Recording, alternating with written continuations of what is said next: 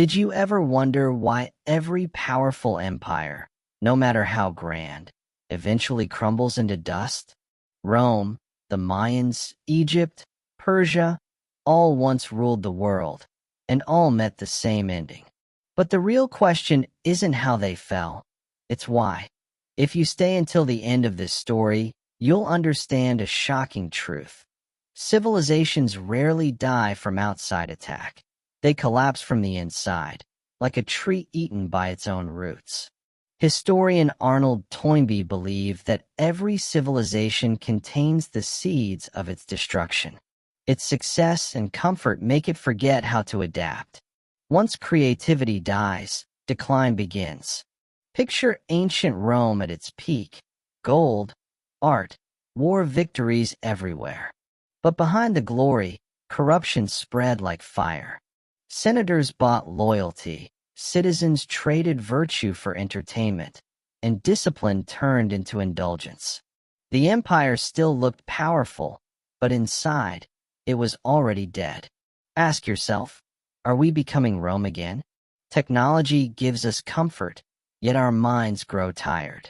Luxury without purpose is poison. Toynbee called this the challenge and response cycle. At first, hardship breeds wisdom. Later, comfort breeds decay. So what do you think is more dangerous? A war at your borders or a generation that stops believing in progress? Type your thoughts below. Sometimes collapse doesn't start with explosions, but with silence, laziness, and denial. Let's explore what that silence really means. Civilizations rise when people face hard problems and find creative answers. A strong leader, a shared dream, a clear sense of purpose, they move forward together. But success always comes with a hidden curse.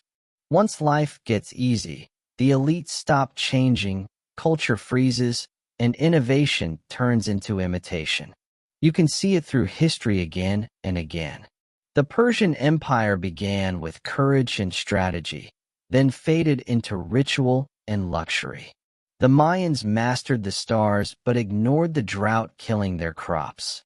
The British Empire covered half the world, but lost its soul to greed and pride. What begins as vision ends as vanity.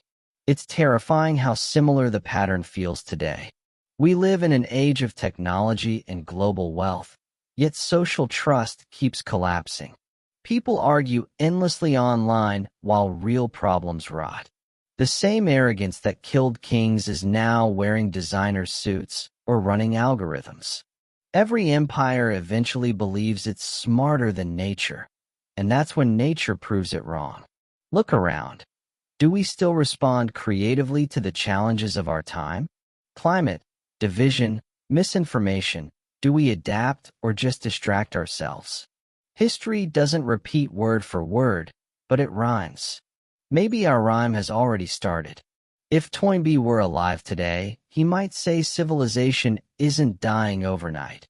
It's decaying by comfort, one notification and one ignored truth at a time. What modern sign do you think shows a coming fall? Share your take in the comments. Inside every collapsing society, something deeper than politics breaks. Call it spiritual exhaustion. It's the moment when belief, meaning, and identity dissolve. People stop believing the stories that once united them. Money becomes the only religion. Fame becomes the new god. Rome loved luxury until it forgot discipline. Citizens cared more about bread and circus than truth. Eventually, leaders didn't even pretend to serve the people. They served themselves. Civilizations don't always explode, they melt. And here's the haunting part. Decline often feels good at first. The parties get louder, the art flashier, the distractions endless. When corruption becomes entertainment, collapse becomes invisible. Toynbee once said, "Civilizations die from suicide, not murder." Think about that. The dagger isn't held by enemies. It's held by comfort, indifference, and arrogance. People still talk about freedom, but fewer act for it. Does that sound familiar? Maybe we are witnessing spiritual decay in real time. Debt built on illusions, attention sold as currency, empathy fading behind screens. The empire of comfort has no army, only addicts of distraction. So tell me, do you think our modern world is falling from internal emptiness or external chaos? It's an uncomfortable question, but one that decides whether this story ends in ruin or renewal. If you look at history's end stages, the signs are alarmingly similar. Leaders ignore basic problems, people lose trust, truth gets manipulated, and culture turns into noise. Ancient Rome had propaganda statues. We have social media filters. Both sell illusion instead of integrity. Governments spend fortunes on spectacle while avoiding reform. Citizens crave comfort over courage. And when reality bites, the system blames dissent instead of listening. That's how collapse breathes, slowly, quietly, beautifully disguised. But there's still hope. Every fall creates room for rebirth. After Rome came the Renaissance. After China's dynasties fell, came philosophical awakenings. After chaos, curiosity returns. Collapse isn't the end. It's transformation waiting for pain to awaken wisdom.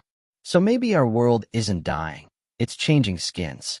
But will the next version be better or just newer? Before we reach the end, pause and ask yourself, what kind of civilization do you want to leave behind? One built on convenience or meaning? The answer might decide if humanity gets another renaissance or just another reset. Drop your thoughts in the comments, because voices are the antidote to silence, and silence is history's favorite weapon. Here's what all of this really means. Civilizations don't fall because they're weak. They fall because they forget why they began. Comfort replaces courage. Progress becomes performance. Debate turns to division. And meaning turns into marketing. The story of every empire, from Greece to America, is the story of humans trading depth for ease. But the fall isn't destiny. It's a mirror. It reflects what happens when people stop seeking truth. Maybe saving our civilization isn't about politics or war. It's about renewal. It's about remembering that strength grows through purpose, not luxury. Toynbee believed rebirth always begins with a small group who still care, who still imagine, who still act. Maybe that group is us, the watchers, the storytellers, the thinkers who refuse to sleep through history. So before history writes its next chapter, ask yourself, are we witnesses to decline or architects of renewal? Will the future remember this era as collapse or transformation? Your opinions matter because they shape the next conversation, the next decision, the next civilization. Comment what you believe. Because the greatest fall begins with silence, and the greatest rise begins with awareness.